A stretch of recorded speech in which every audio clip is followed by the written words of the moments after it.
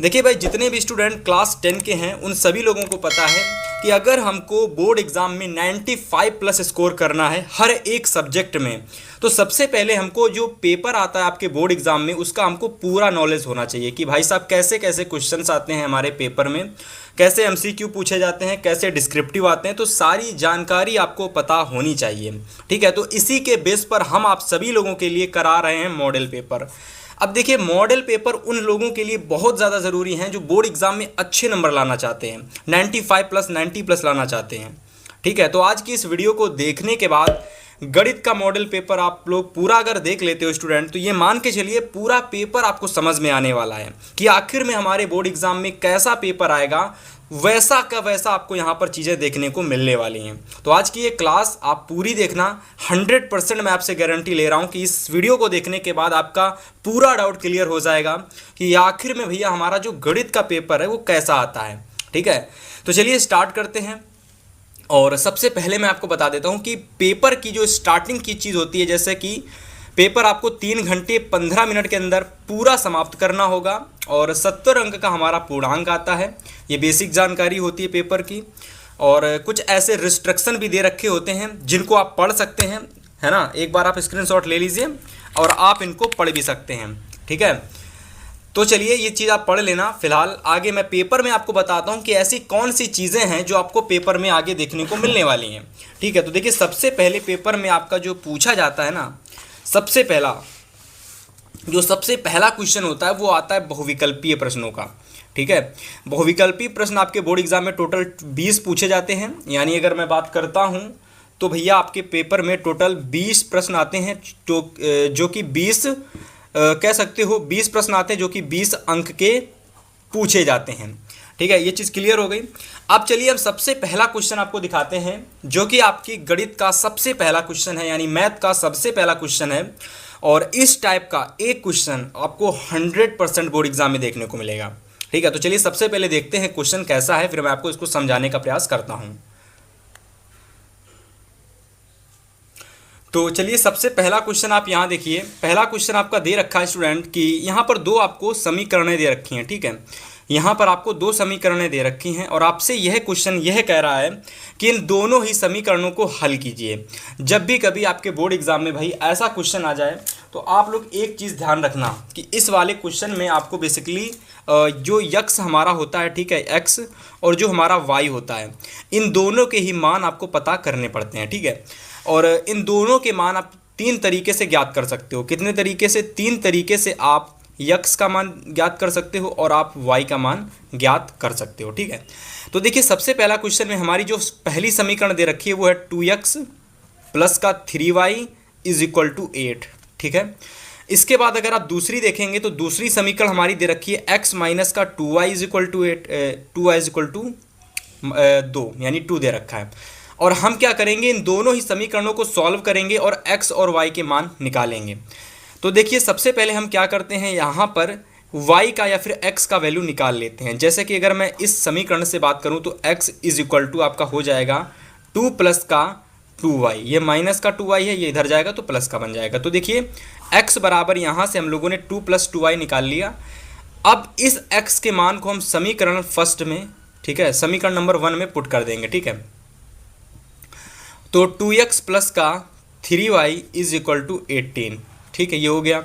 यहाँ से x की वैल्यू 2 प्लस 2y आप पुट करिए, तो 2x का मान रखेंगे 2x plus 2y, 2 plus 2y, ठीक है, प्लस का 3y इज इक्वल टू 18।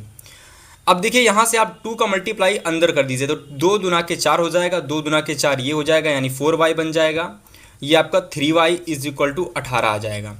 ठीक है, आप इसको सॉल्व कर सकते हैं इजीली। ये आपका हो जाएगा 7y प्लस का 4 plus 7y is equal to 18। ठीक है, और अगर आप देखोगे ये 4 जब इधर जाएगा, ठीक है, तो ये आप लोगों का बन जाएगा 7y is equal to 18 minus का 4, तो 7y इज इक्वल टू 14 आ जाएगा। 7 एकम 7, 7 दुना के 14, यानी y बराबर आपका यहाँ से 2 आ जाएगा। जब y बराबर आप लोगों ने 2 निकाल लिया है तो फिर यहाँ पर आप y की वैल्यू पुट कर दीजिए, तो x is equal to 2 plus 2y। ठीक है, अब y की वैल्यू आपने कितनी निकाली? 2, तो 2 यहाँ पुट करेंगे आप, 2 प्लस का 2, तो x इज इक्वल टू आपका हो जाएगा 2 दुना के 4 प्लस 2 यानी 6, यानी x बराबर आपने 6 निकाल लिया और y बराबर आपने 2 निकाल लिया। ठीक है, तो इस तरीके से स्टूडेंट आप क्या कर सकते हैं कि जब भी कभी इस टाइप का क्वेश्चन आए तो बेसिकली आप इस तरीके से सॉल्व करेंगे। अब देखिए यहाँ पर हमने जो विधि अप्लाई करी है ना, यहाँ पर जो हमने विधि लगाई है वो हमारी है, कह सकते हो विलोप प्रतिस्थापन विधि। ठीक है, प्रतिस्थापन विधि। ठीक है, तो प्रतिस्थापन विधि से हमने इस क्वेश्चन को सॉल्व किया है। ठीक है, जिन लोगों को नहीं पता वो क्या होती है प्रतिस्थापन विधि, वो लोग यहाँ पर अच्छे से समझ लेंगे। ठीक है, इसके बाद देखिए अगर मैं ऑप्शन की बात करता हूँ तो x बराबर 6 और y बराबर 2, यानी ऑप्शन नंबर हमारा फर्स्ट जो है ये बिल्कुल सही ऑप्शन आप लोगों का हो जाएगा। ठीक है, और इस तरीके से देखिए क्वेश्चंस आपको सॉल्व करने हैं। ठीक है, चलिए भाई अगले क्वेश्चन की बात करें, क्वेश्चन नंबर सेकंड की। तो क्वेश्चन नंबर सेकंड देखिए क्या कह रहा है। क्वेश्चन नंबर सेकंड हमारा कह रहा है फिर से एक द्विघात समीकरण हमको दे रखी है, और ये वाला जो क्वेश्चन आप पहला वाला जो प्रश्न है ये आपका 2 चर वाले रैखिक समीकरण से लिया गया था। 2 चर वाले, ठीक है, जो रैखिक समीकरण चैप्टर है उससे क्वेश्चन है, और ये सेकंड क्वेश्चन आप लोगों का द्विघात समीकरण से है। ठीक है, तो देखिए यहाँ पर आप लोगों का क्वेश्चन दे रखा है कि द्विघात समीकरण है। अब क्या है हमारी द्विघात समीकरण, तो भाई द्विघात समीकरण हमारी है 3x² माइनस का 2x प्लस का 1/13 और इज इक्वल टू 0। तो ये हमारी द्विघात समीकरण दे रखी है। ठीक है, हमसे इसमें ये कह रहा है कि भैया इसके जो विवेकर होगा, विवेक तो देखिए विवेक कुछ नहीं होता सबसे पहली बात। ठीक है, विवेक तो होता नहीं कुछ, विविक्त कर होता है। क्या होता है? विविक्त। और बहुत ही ज़्यादा इंपॉर्टेंट क्वेश्चन है ये आप लोगों का, 101% क्वेश्चन आपके बोर्ड एग्जाम में हिट कर सकता है। विविक्त कर आपके बोर्ड एग्जाम में पूछा जा सकता है, तो आप लोग बड़े ध्यान से समझना। देखिए विविक्त कर, तो जब भी कभी विविक्त कर पूछा जाए तो इसका मतलब होता है कि डी का मान आपको पूछा जा रहा है। क्या पूछा जा रहा है? डी की वैल्यू आपसे पूछी जा रही है। भैया ये डी क्या होता है सर जी, ये डी क्या होता है? तो हम बताएंगे डी की वैल्यू होती है b² माइनस का 4ac। ये आप लोगों का होता है डी। अगर आप लोगों से पूछ दिया जाए विविक्त कर निकालिए, तो बेसिकली आपको क्या करना पड़ता है कि विविक्त कर निकालने के लिए इस डी की वैल्यू ज्ञात करनी पड़ती है। ठीक है, तो चलिए आगे कैसे क्वेश्चन को सॉल्व करेंगे वो बड़े ही ध्यान से आप लोग देखना। ठीक है, तो यहाँ से देखिए ये हमारा ए हो जाएगा, ये हमारा बी हो जाएगा। ठीक है, और ये हमारा सी हो जाएगा। ठीक है, तो ए बराबर हमारा 3 आ गया, बी बराबर हमारा माइनस का 2 आ गया, सी बराबर हमारा 1/3 आ गया। ठीक है, ये चीज़ क्लियर हो गई। इसके बाद देखिए हम लोग डी निकाल रहे हैं ना, विविक्त कर, तो b² माइनस का 4ac, b की वैल्यू माइनस का 2 है तो पुट कर दीजिए, माइनस आ गया, 4 आ गया। a की वैल्यू भाई 3 दे रखी है, पुट कर दीजिए, और c की वैल्यू दे रखी है 1/3। ठीक है, यहाँ से अगर आप देखेंगे तो 3 से 3 कैंसिल हो जाएगा, और माइनस का 2 यानी माइनस का 2 इंटू माइनस का 2, ये आप लोगों का होता है प्लस का, यानी धनात्मक होता है 4। तो ये प्लस का 4 बन जाएगा, माइनस का 4 आ जाएगा, और यहाँ से अगर आप देखेंगे तो ये दोनों आपस में कट जाएंगे और आपका जो आंसर आएगा 0 आएगा। ठीक है, यानी कि d की वैल्यू कितनी निकल के आ गई? 0 निकल के आ गई। जब d की वैल्यू 0 निकल के आती है तो इसका मतलब क्या होता है? देखिए यहाँ पर तो ऑप्शन में आपको दिख रहा होगा d की वैल्यू 0, यानी ऑप्शन नंबर डी जो है ये हमारा बिल्कुल सही ऑप्शन है। ठीक है, देखिए इस तरीके से आपको क्वेश्चन सॉल्व करना है। अगर कोई एक द्विघात समीकरण दे दी जाए और आपसे कह दे कि भाई उसका विविक्त कर ज्ञात कीजिए, तो क्या करोगे? उसका विविक्त कर कैसे ज्ञात करोगे? मतलब कि इस तरीके से आप उसका विविक्त कर ज्ञात करेंगे। डी की वैल्यू आपको b² माइनस का 4ac होती है, तो बेसिकली इसमें आप लोगों को abc के मान रख देने हैं, और abc के जब आप मान रख देंगे तो वहाँ से आपको d मिल जाएगा। ठीक है, इतनी चीज़ क्लियर हो गई। चलिए भाई अब यहाँ से हम लोग अगला क्वेश्चन देखते हैं। अगला क्वेश्चन नंबर 3 कह रहा है कि संख्या 144 के अभाज्य गुणनखंड, ठीक है, अभाज्य गुणनखंड में अभाज्य गुणनखंडों की घाटों नहीं होता, यहाँ पर घातों होगा। ठीक है, थोड़ी सी मिस्टेक हो जाती तो उस चीज़ को आप इग्नोर कर देंगे। ठीक है, और अगर जिन लोगों को बोर्ड परीक्षा में, मैं एक चीज़ क्लियर कर देता हूँ, जो लोग हमारे चैनल से पढ़ करके 95+ लाना चाहते हैं, लेकिन चाहते हैं कि हमारे पास कोई भी ई बुक नहीं है, मतलब कि कोई भी हमारे पास किसी भी सब्जेक्ट की PDF नहीं है, ठीक है, तो आपके लिए डिस्क्रिप्शन में मैंने एक ऐसा रामबाण तरीका कह सकते हो कि एक ऐसी चीज़ मैंने आप लोगों के लिए बनाई है। अगर आप उस चीज़ को देखते हो और पढ़ते हो, मैं गारंटी ले रहा हूँ कि आप लोग नोट्स नहीं तैयार करोगे। और इतने कम अमाउंट में आपको चीज़ें मिल रही हैं कि एक ई बुक की कीमत लगभग एक कह सकते हो कि एक बर्गर की जो कीमत होती है उसके बराबर है। एक बर्गर कितने का आता है भाई? एक बर्गर आता है 19 का, 15 का। तो इतने कम कीमत में, अमाउंट में आपको ई बुक दी जा रही है। तो एक बार आप डिस्क्रिप्शन जरूर चेक करके देखेंगे, ठीक है। हर एक सब्जेक्ट का कोर्स आपको इतने में मिल जाएगा, हमारे इतने पैसे पे करके। तो आप एक बार डिस्क्रिप्शन जरूर चेक करना, ठीक है। फिलहाल अपने टॉपिक पर आते हैं कि हमको क्वेश्चन में ये कह रहा था कि यहाँ पर हमको 144 दे रखा है, क्वेश्चन नंबर 3 है, 144 दे रखा है और कह रहा है कि इसके हमको क्या करने हैं, अभाज्य गुणनखंड करने हैं, ठीक है। क्वेश्चन को पहले आप एक बार अच्छे से समझ लीजिएगा। क्वेश्चन हमसे ये कह रहा है कि 144 के अभाज्य गुणनखंड में अभाज्य गुणनखंड की घातों का योग कितना होगा। तो सबसे पहले स्टूडेंट हम क्या करेंगे, 144 के अभाज्य गुणनखंड कर लेंगे, ठीक है। तो गुणनखंड इस तरीके से किए जाते हैं, ध्यान से देखना कैसे गुणनखंड किए जाते हैं, ठीक है। तो देखिए 2 का गुणनखंड जब करेंगे तो 2 सत्ते 14, 2 दूना के 4, 2 तिहाई 6, 2 छंग 12, 2 एकम 2, 2 अट्ठे 16, 2 नवाई 18 और फिर इसके बाद आगे 3 त्रिकाई 9, फिर 3 एकम 3। तो आपने देखा कि जब हमने 44 के गुणनखंड किए तो यहाँ पर हमको 2 प्राप्त हुआ और इनटू में 3 प्राप्त हुआ। लेकिन 2 कितने बार आया, 1 2 3 4, 4 बार आया। 3 कितनी बार आया, 2 बार आया। हमसे क्वेश्चन में क्या कह रहा था, क्वेश्चन में हमसे यह कह रहा था कि जो अभाज्य गुणनखंड आप करेंगे 144 के, उसमें जो अभाज्य गुणनखंड की जो घातें होंगी उसका योग आपको बताना है। तो देखिए यहाँ पर 2 की घात 4 दे रखा है, 3 की घात 2 दे रखा है। तो इन दोनों को आप जोड़ दीजिए, 4 + 2 ये आपका आ गया 6। तो यही बिल्कुल आपका सही ऑप्शन हो जाएगा, ठीक है, कि जो भी घातें हैं उनका योग आपको बताना है, ठीक है। तो 6 देखिए कहाँ पर दे रखा है, तो 6 आपका दे रखा है ऑप्शन नंबर डी में। तो ये बिल्कुल आपका बिल्कुल सही ऑप्शन हो जाएगा, ठीक है।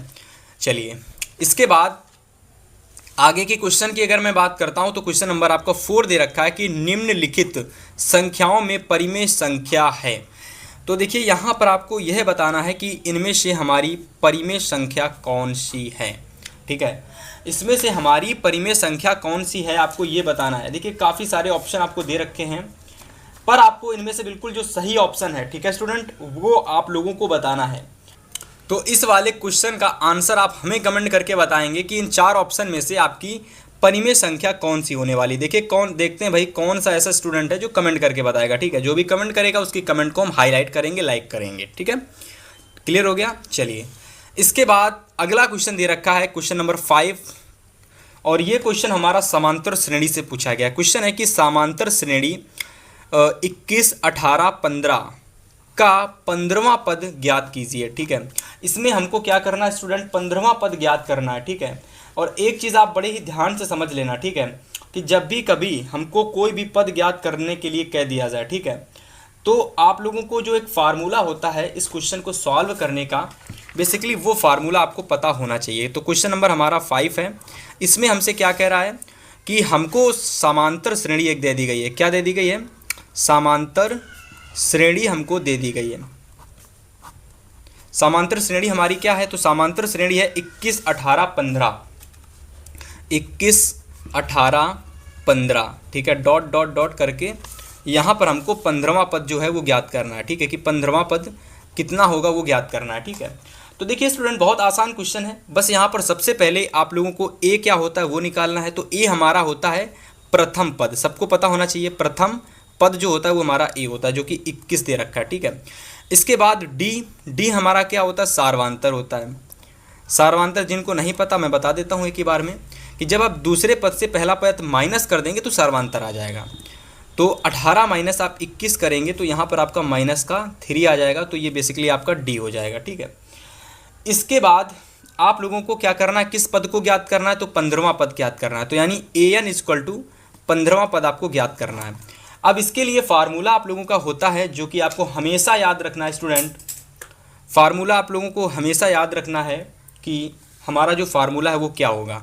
तो an = आप लोगों का होता है a + n-1 इंटू में d, ठीक है। तो बेसिकली इस फार्मूले को आप लोगों को हर समय याद रखना है, ठीक है। ये फार्मूला आपका हर जगह काम आएगा जब भी कभी आपको कोई पद निकालना होगा। तो an = हमारा 15 दे रखा है, a हमारा 21 दे रखा है, प्लस लगाएंगे n हमको क्या करना है, ज्ञात करना है। इस बात को आप ध्यान में रखना, ठीक, n हमको ज्ञात करना है। n माइनस का 1 इंटू डी हम लोगों का दे रखा है 15, ठीक है। डी हम लोगों का डी हम लोगों का माइनस का 3 दे रखा है, तो 15 is equal to 21 plus n minus का 1 इंटू में माइनस का 3। अब देखिए स्टूडेंट, हम क्या करेंगे, सबसे पहले काम करते हैं कि इस 21 को इधर ले आते हैं, तो ये आपका हो जाएगा 15 माइनस का 21, ठीक है। n माइनस का 1 इंटू में माइनस का 3, ये माइनस का 3 इधर आ जाएगा, ठीक है। एक मिनट पहले इसको घटा लेते हैं हम लोग, ठीक है। तो घटाएंगे तो यहाँ पर आपका आ जाएगा माइनस का 6, ठीक है, is equal to n minus का 1 इंटू में माइनस का 3। अब ये माइनस का 3 हम लोग इधर भेज देंगे, तो ये माइनस का 6 माइनस का 3 इज इक्वल टू माइनस का 1 हो जाएगा। माइनस से माइनस कैंसिल, 3 1 जा 3, 3 2 जा 6। n हमारा इधर माइनस में उधर जाएगा तो प्लस में हो जाएगा, तो n is equal to 2 plus का 1, तो n इज इक्वल टू आपका 3 आ जाएगा। और यहाँ से आप लोगों का जो n इज इक्वल टू है वो 3 आपका आ जाएगा। यानी कि n वां पद जो हमारा होगा वो कितना होगा, मतलब 15वां पद जो हमारा होगा वो कितना होगा, वो हमारा 3 होगा। कितना होगा, 3 होगा, ठीक है। तो इतनी चीज़ अगर आप समझ लेते हैं तो ऐसे टाइप के क्वेश्चंस आप इजीली कर पाएंगे, ठीक है। बेसिकली एक श्रेणी दे रखी होती है, ए निकालना पड़ता है, डी निकालना पड़ता है, और एन हमारा जो पद होता है वो होता है, ठीक है, जो कि 15वां पद हमको ज्ञात करना है, तो एन इक्वल टू 15 हो गया। बाकी ये फार्मूला आपको याद रखना है, ठीक है। ये फार्मूला अगर आप याद रखेंगे तो आप इस क्वेश्चन को आसानी से कर पाएंगे। तो 15वां पद हम लोगों का 3 आ गया। तो इस तरीके से अगर मैं देखता हूं तो ऑप्शन नंबर सी हमारा बिल्कुल सही ऑप्शन हो जाएगा, ठीक है। चलिए इसके बाद क्वेश्चन नंबर 6 की देखिए, यानी 6 को देखिए। तो क्वेश्चन नंबर 6 हमारा एक त्रिभुज से रिलेटेड चैप्टर है, यानी त्रिभुज से लिया गया क्वेश्चन है, यानी कि ट्राइएंगल से लिया गया बड़ा ही महत्वपूर्ण प्रश्न है, ठीक है। क्वेश्चन है कि चित्र ABC, देखिए चित्र हमको यहाँ पर एक दे रखा डायग्राम ABC। तो इस ABC डायग्राम में BC के, यानी ये जो हमारी BC भुजा है, इसके समांतर एक रेखाखंड, यानी इसके पैरेलल एक रेखाखंड PQ खींचा गया है। आप देख सकते हो कि BC हमारी ये पहले से भुजा थी, ठीक है, या फिर कह सकते हो रेखा थी। लेकिन हमने क्या किया, AB और AC पर एक PQ रेखाखंड खींचा कुछ इस तरीके से। देखिए BC हमारा है पहले से ही था, लेकिन हमने इसके समांतर एक BC रेखाखंड खींच दिया, यानी ये हमारा BC रेखाखंड हमने PQ रेखाखंड हमने BC के समांतर खींच दिया। तो जब हमने PQ को BC के समांतर खींचा ना, तो ये वाली AP और PB और ये AQ और QC ये आपस में क्या हो गया, इनका जो अनुपात है वो आपस में बराबर हो गया, ठीक है। तो मैं आपको समझाता हूँ, देखिए आप हो सकता है आपको समझ में ना आए, पर मैं आपको समझाने का प्रयास करता हूँ, ठीक है। इसका सबसे पहले मैं आपको आंसर बता देता हूँ कि इसका आंसर 1:3 ही आएगा, ठीक है। इसका आंसर 1:3 आएगा। अब मैं इसको आपको समझाने का प्रयास करता हूँ। देखिए जैसा कि मैंने आपको बताया कि जब भी कभी कोई त्रिभुज हो उसके समांतर, जैसे ABC हमारा कोई त्रिभुज है, ये BC हमारी भुजा है, इसके समांतर हमने PQ कोई भुजा खींच दी, यानी इस BC के समांतर अगर हमने PQ कोई भुजा खींच दी तो होता क्या है कि ये जो हमारी AB को P बिंदु जो मतलब अब बराबर भागों में बांट रहा है, ये AP बटे में PB, इसका अनुपात इस AQ बटे QC के बराबर में होता है, इस AQ बटे QC के, ठीक है, QC के बराबर में होता है। कब होता है, जब ये दोनों आपस में समांतर होंगी, यानी जब PQ भुजा BC के समांतर होगी, तो ये जो भुजा इस रेखा को, इन दोनों ही रेखाओं को बराबर भागों में बांटेगी, तो ये जो बिंदु होगा AP और PB और AQ और QC आपस में इनका अनुपात कैसा होता है, बराबर होता है। और आपको यहाँ पर देखिए PQ और BC कितना दे रखा है, 1:3 दे रखा है, ठीक है, यानी 1/3 दे रखा है। यानी कि अगर मैं बात करता हूँ PQ और BC, PQ और BC ये 1:3 दे रखा है, तो आपको AP और PB का अनुपात ज्ञात करना है, यानी AP और PB का अनुपात ज्ञात करना है, ठीक है। PQ और BC 1:3 दे रखे हैं, मतलब कि इनका अनुपात 1:3 दे रखा है, तो आपको इनका अनुपात ज्ञात करना कैसे होगा, ठीक है। तो जब भी कभी ये दोनों आपस में समांतर होंगे तो इनका अनुपात कैसा होगा, आपस में बराबर होगा भाई, ठीक है, समझ में आ गया। तो इस तरीके से हम कह सकते हैं कि PQ और BC का अनुपात भी हमारा कितना 1/3 दे रखा है, तो इस वजह से AP और PB का अनुपात भी 1/3 होगा, ठीक है। इतनी चीज़ क्लियर हो गई सभी लोगों को। तो यहाँ पर अगर मैं ऑप्शन की बात करता हूँ तो ऑप्शन पर चलिए नज़र डालते हैं। तो ऑप्शन हमारा 1:3 जो B नंबर है यही सही होगा, ठीक है। तो आप इसको सही लगा लीजिए। इसके बाद क्वेश्चन नंबर 7 देखिए। क्वेश्चन नंबर 7 हमसे कह रहा है कि दिए गए चित्र में यदि ए डी बराबर आप लोगों का x+3 सेंटीमीटर है और डी बी बराबर 3x+19 सेंटीमीटर है, तो आप लोगों को ए ई बराबर जो x सेंटीमीटर है और एक 3x+4 सेंटीमीटर और डी ई बी सी के समांतर है, तो x का मान ज्ञात कीजिए। देखिए इस क्वेश्चन में कहीं ना कहीं कुछ मिस्टेक है, पर हम लोग समझने वाले हैं। तो सबसे पहले यहाँ पर देखिए ए डी बराबर x+3 दे रखा है, ए डी बराबर x+3 दे रखा है, और यानी कि ये जो हमारी भुजा ये x+3 दे रखी है, ठीक है। इसके बाद डी बी बराबर यानी ये जो भुजा दे रखी है ये आपकी 3x+19 दे रखी है। इसके बाद ये ए ई बराबर हमारा 3x+4 दे रखा है, ये देखिए ए ई हमारा है, ठीक है। और हमारा ई सी जो है ये हमको ज्ञात करना है, ई सी हमको ज्ञात करना है, ठीक है। ए ई बराबर में ए सी, तो बी सी का मान कितना होगा, ठीक है। 1 minute, D E B C के समांतर है, तो 1 मिनट मैं आपको एक चीज़ क्लियर कर देता हूँ कि इस वाले क्वेश्चन में भी वही कॉन्सेप्ट लगेगा कि ये जो हमारी डी ई भुजा है बी सी के समांतर है। जब डी ई भुजा हमारी बी सी के समांतर है तो यहाँ पर आप लोग देखिए इस क्वेश्चन को सॉल्व कर लेना आप लोग। मैं इसका राइट ऑप्शन आपको बता देता हूँ और इसका कॉन्सेप्ट भी मैं आपको बता देता हूँ, ठीक है। बहुत आसान है क्वेश्चन, मैं समझ गया। बेसिकली क्या करना है यहाँ पर कि ये जो हमारा ए डी है ना, यहाँ पर जो हमारा बी डी है, ठीक है, ये हमको बराबर दिखा देना है ए ई के और ई सी के, ठीक है।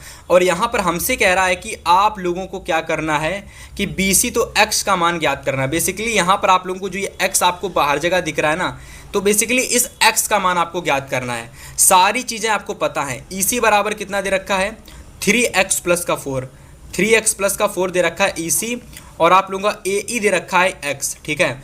तो देखिए हर भुजा का मान ज्ञात हो गया, हर भुजा का मान आपको ज्ञात हो गया। तो बेसिकली यहाँ से आपको क्या करना है कि सारी चीज़ें, सारी भुजाओं का मान रख देना है, जो ए डी है, जो बी डी है, जो ए ई है, जो ई सी है। जब आप सारी भुजाएं का मान रख देंगे तो x बराबर देखिए आपको क्या प्राप्त होगा यहाँ पर भैया आपको x बराबर प्राप्त होगा 2 सेंटीमीटर, ठीक है। क्या प्राप्त होगा, x बराबर आपको प्राप्त होगा 2 सेंटीमीटर, ठीक है। तो ये बिल्कुल आपका ऑप्शन सही हो जाएगा, ठीक है। चलिए इसके बाद देखिए क्वेश्चन नंबर 8 हमसे कह रहा है कि x अक्ष पर स्थित है कोई बिंदु। x अक्ष पर हमारा कौन सा बिंदु स्थित है, तो x अक्ष पर हमारा 2, -15, 2, -15 एक बिंदु है, और दूसरा हमारा बिंदु है 2, -2, 9। 2 बिंदु हैं हमारे, ठीक है। और ये दोनों ही बिंदुओं से एक हमारा एक ऐसा बिंदु है जो कि समदूरस्थ है। अब इसका कॉन्सेप्ट मैं आपको समझाता हूँ, आपको बड़ा ही मजा आएगा। देखो सबसे पहले ध्यान से समझना। जैसे कि अगर मैं मानता हूँ एक ये हमारा कोई बिंदु है, अगर ये बिंदु हमारा x अक्ष पर है, किस पर है, x अक्ष पर हमारा अगर ये बिंदु है, तो याद रखना कि उसके जो निर्देशांक होंगे वो हमेशा आप लोगों के क्या होंगे, x, 0, ठीक है। ये x, 0 क्यों होंगे, क्योंकि जब भी कभी x अक्ष पर कोई बिंदु होता है तो x बराबर 1 मिनट,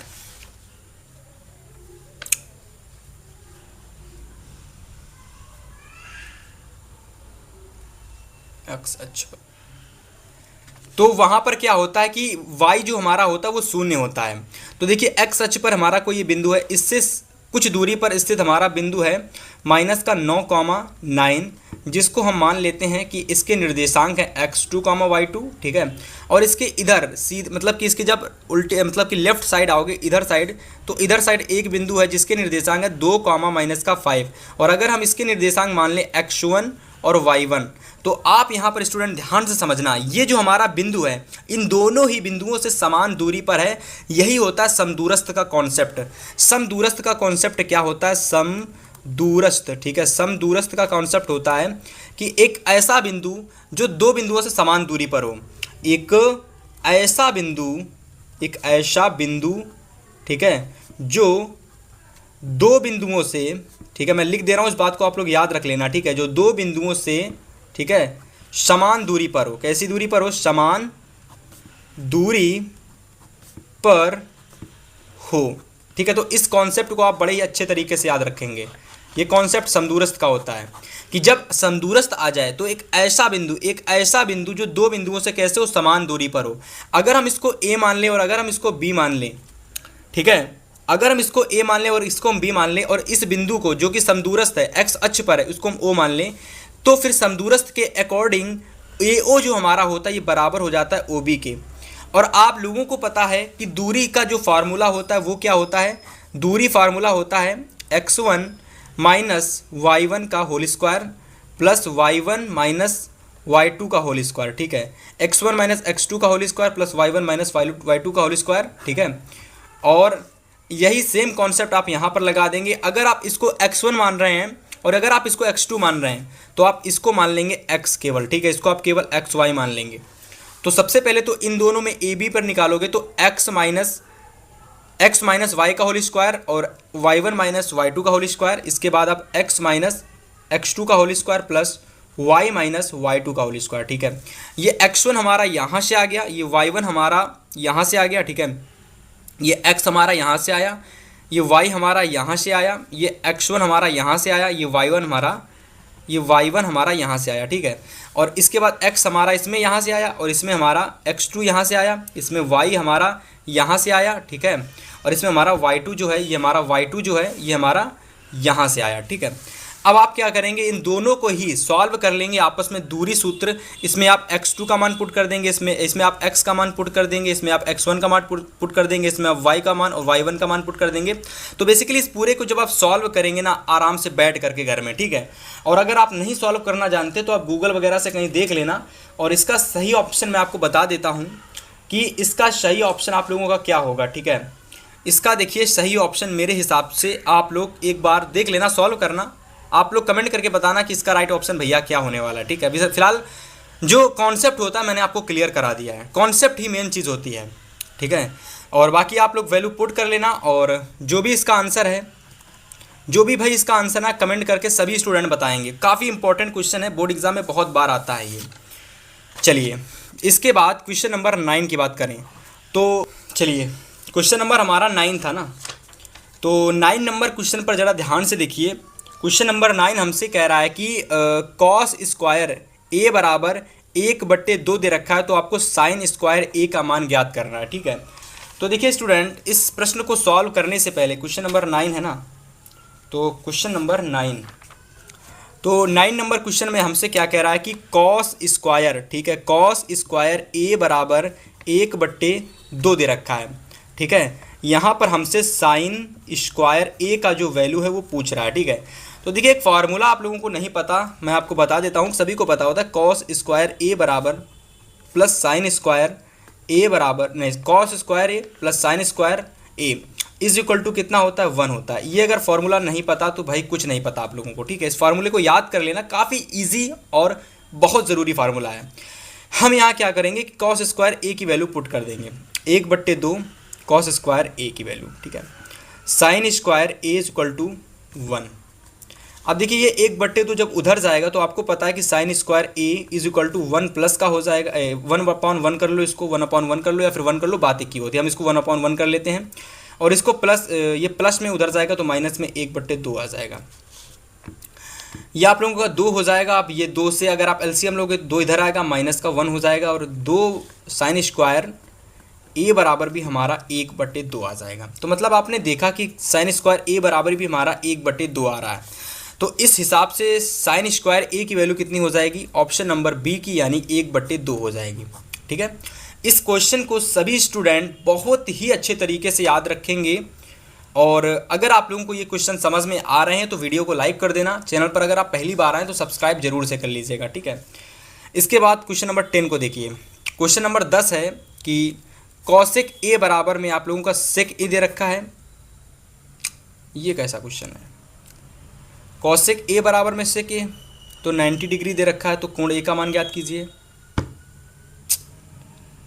कॉसेक ए बराबर में सेक ए दे रखा है और कोण ए जो है ना वो दोनों में बराबर है, तो कोण कौन सा होगा। हाँ, क्वेश्चन सही है लेकिन फिलहाल समझने वाला क्वेश्चन है। क्वेश्चन आप समझने की कोशिश करना कि जो कॉसेक ए हमारा होता है, ठीक है, कॉसेक ए, ये हमारा क्वेश्चन नंबर 10 है ना, तो कॉसेक ए बराबर सेक ए हमारा कब होता है। तो आप लोगों को पता है कि भाई साहब 1 साइन थीटा कॉस थीटा, आपको पता है कि साइन थीटा होता है, ठीक है, कॉस थीटा होता है, ठीक है, इसके बाद टेन थीटा होता है। इसके बाद क्या होता है, सेक थीटा होता है, कोसेक थीटा होता है ना, और आपका टेन का उल्टा क्या होता है, कॉट थीटा। ठीक है, तो कॉट थीटा होता है, कोसेक थीटा। तो कोसेक जो उल्टा होता है वो होता है किसका, सेक का। ठीक है, कोसेक जो उल्टा होता है वो सेक का उल्टा होता है। ठीक है, इस चीज़ को आप लोग भली भांति एकदम अच्छे से याद रखना। ठीक है, कोसेक उल्टा किसका होता है, सेक का होता है। तो अगर मैं बात करता हूँ यहाँ पर कि कोसेक का मान सेक के बराबर कब होगा, तो कोसेक का मान सेक के बराबर में होता है 45 डिग्री में। ठीक है, तो ए बराबर आप लोगों का आ जाएगा 45 डिग्री, कि जब कोसेक 45 डिग्री और सेक 45 डिग्री होता है तो इनका मान मेरे हिसाब से आपस में बराबर होता है। ठीक है, तो एक बार आप कमेंट करके बताइए ये ऑप्शन आपका सही है कि गलत है। ठीक है, जिनको पता है तो कमेंट करके बताएंगे। ठीक है, चलिए इसके बाद अगले क्वेश्चन पर नज़र डालेंगे सभी स्टूडेंट एक तरफ से, क्वेश्चन नंबर 11 पर। ठीक है, तो क्वेश्चन नंबर 11 हमसे कह रहा है कि केंद्रीय प्रवृत्ति की माप क्या होती है। तो देखिए, केंद्रीय प्रवृत्ति की माप होती है बहुलक। इसको आप रट लीजिएगा, याद कर लीजिएगा, एकदम अच्छे से रट लेना क्वेश्चन को कि केंद्रीय प्रवृत्ति की माप क्या होती है। तो केंद्रीय प्रवृत्ति की माप बहुलक होती है। ठीक है, इसके बाद क्वेश्चन नंबर 12 आप लोगों का दे रखा है कि किसी सिक्के को एक बार उछालने पर शीर्ष आने की प्रायिकता होगी। तो किसी सिक्के को अगर हम एक बार उछालते हैं तो बेसिकली एक सिक्के में क्या चीज़ें होती हैं, तो एक सिक्के में दो चीज़ें होती हैं। एक तो आपका होता है अंश, एक आपका होता है हर। ठीक है, मतलब कि एक तो आपका होता है कह सकते हो, जब आप कॉइन्स उछालते होगे तो क्रिकेट वगैरह खेलते होगे तो उसमें आपको पता होगा कि दो चीज़ें होती हैं, अंश और हर, टेल और एक और चीज़ होती है कोई। ठीक है, तो वहाँ पर दो चीज़ें होती हैं, लेकिन सिक्का में आती केवल एक ही चीज़ है। तो इसका जो प्रायिकता होती है वो 1/2 होती है, मतलब कि संभावनाएं दो हैं लेकिन आएगी उसमें से केवल एक ही, तो 1/2 इसकी प्रायिकता होती है। तो इसका भी हम एक प्रकार से अभी क्लियर कर लेते हैं। तो यहाँ पर ऑप्शन नंबर आपका जो सी है ना, ये बिल्कुल आपका सही ऑप्शन होगा। ठीक है, चलिए क्वेश्चन नंबर 13 को देखिए। 13 नंबर क्वेश्चन क्या कह रहा है, क्वेश्चन नंबर 13 हमसे कह रहा है कि एक हमको यहाँ पर वर्ग अंतराल यानी कि एक बारंबारता बंटन हमको दे रखा है। इस बारंबारता बंटन में आपको माध्यिका वर्ग ज्ञात करना है। क्या ज्ञात करना है, माध्यिका वर्ग। ठीक है, तो माध्यिका वर्ग क्या होता है, सबसे पहली बात तो माध्यिका वर्ग होता क्या है। तो जब आप माध्यिका वर्ग निकालेंगे ना, माध्य माध्यिका बहुलक, ठीक है, माध्य माध्यिका बहुलक, तो वहाँ से आप लोगों को माध्यिका निकालने से पहले संचयी बारंबारता और बारंबारता निकालनी पड़ती है। तो जब आप इस क्वेश्चन को आगे सॉल्व करना पड़ता है तो एक बार इस क्वेश्चन को आप समझ लेना और घर पर सॉल्व करने का प्रयास करना, स्क्रीनशॉट ले लीजिएगा। इसका सही ऑप्शन मैं आपको बताता हूँ कि इसका सही ऑप्शन आपका 20 और 30 हो जाएगा। यानी ये आपका वर्ग अंतराल जो है ना, बारंबारता बंटन का माध्यिका वर्ग होगा। ठीक है, 20 से 30। ठीक है, इसको आप तैयार कर लीजिए। चलिए इसके बाद क्वेश्चन नंबर 14 आपका दे रखा है कि बिंदु हमको एक दे रखा है -6,8। हमसे कह रहा है इस बिंदु की मूल बिंदु से दूरी क्या होगी। इसकी मूल बिंदु से दूरी क्या होगी। सबसे पहली बात कि भैया मूल बिंदु के निर्देशांक क्या होते हैं, तो मूल बिंदु के निर्देशांक होते हैं 0,0। ठीक है, एक हमको बिंदु 0,0 दे रखा है, दूसरा बिंदु हमको दे रखा है -6,8। ठीक है, तो मूल बिंदु से यानी 0,0 एक बिंदु हमारा ये है जो कि मूल बिंदु है। ठीक है, यहाँ पर हमारा कोई बिंदु -6,8 स्थित है। तो बेसिकली यहाँ से इसके बीच की दूरी कितनी होगी वो आपको ज्ञात करनी है। दूरी सूत्र सभी लोग जानते हैं, दूरी सूत्र क्या होता है भाई, √x - x1 का whole square plus y - y1 का होल स्क्वायर।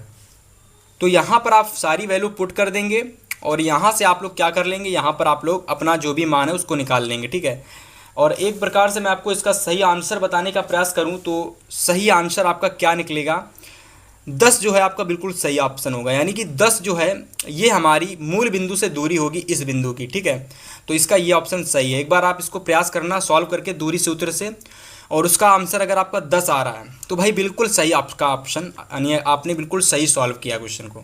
ठीक है, अगला क्वेश्चन नंबर 15 देखिए। आपको पूछा जा सकता है क्वेश्चन इस तरीके से आपके पेपर में कि y अक्ष पर एक बिंदु जो कि इस बिंदु से और इस बिंदु से समदूरस्थ है, आपको उसके निर्देशांक ज्ञात करने हैं। तो देखिए इसमें भी भाई वही कॉन्सेप्ट लगेगा समदूरस्थ वाला, ठीक है, जिसको मैंने आपको बहुत ही अच्छे से समझाया था कि समदूरस्थ का कॉन्सेप्ट क्या होता है, सेम वही कॉन्सेप्ट इसमें भी लगेगा, ठीक है। समदूरस्थ का कॉन्सेप्ट क्या होता है, एक ऐसा बिंदु जो कि दो बिंदुओं से समान दूरी पर होता है, ठीक है।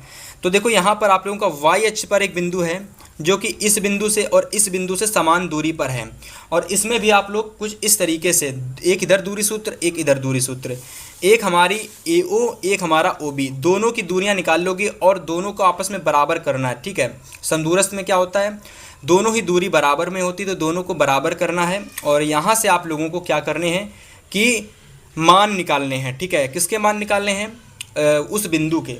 तो क्वेश्चन नंबर हमारा 15 है, और 15 का राइट आंसर आपका 0,9 हो जाएगा, ठीक है। तो ऑप्शन नंबर फर्स्ट बिल्कुल सही हो जाएगा। जब कभी x अक्ष पर होता है तो आपका y 0 होता है, जब y अक्ष पर होता है तो आपका x 0 होता है। तो आप इस बात को ध्यान जरूर रखना, ठीक है। चलिए क्वेश्चन नंबर 16 देखिए। 16 नंबर क्वेश्चन है कि यदि द्विघात समीकरण हमको ये दे रखा है और इसके मूल अगर समान हैं तो हमको k का मान क्या होगा वो ज्ञात करना है, ठीक है। k की वैल्यू क्या होगी वो ज्ञात करनी है। तो सबसे पहले अगर आप एक नज़र डालेंगे तो द्विघात समीकरण से क्वेश्चन आया है, क्वेश्चन में हमसे k का मान पूछ रहा है, तो आप लोगों को कैसे ज्ञात करना है k का मान, वो जरा आप लोग ध्यान देंगे।